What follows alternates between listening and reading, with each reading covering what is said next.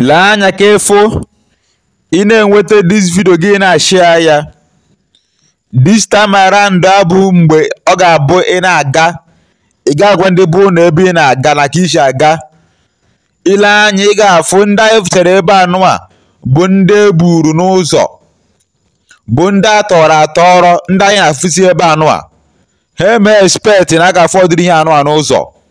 Kịta anụwa a ga-agbago ha ofu ebe na family ha nnukwu ego. Ị na-enweta this video gị na-share ya. Ife anyị furu mere n'ọba, ife ahụ mba montu, ị ga-adị very careful. Onye ị na-agwa ebe ị na-aga ka isi aga. Share the video. Share the video. Obadono, ka ebe na-emede ebe a. Korokoro by this time, what is time?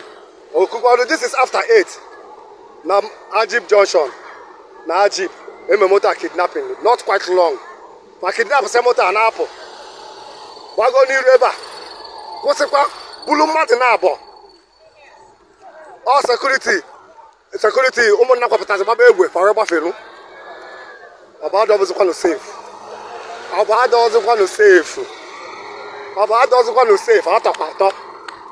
Atọkwa atọ. We need to do a lot. Nke abụrụ ọba anyị lawụla. Nke abụrụ nke lawụla. Ọ bụrụ ebe iwe bụ ịba n'ime ụlọ. Ebe iwe gbasi security man ịnọdụ atụlat na obodo adịrọ mma. Ọ ya bụ ịnụ kọọlụ ịpụta. Ị na-anya ifu mota. This moto. Kịta okarịta aka ekidnap onye nwe mota. Onye nwe moto ekidnap ya. Kidnap rụkwa onye nke a. Know their numbers. Every go m ka.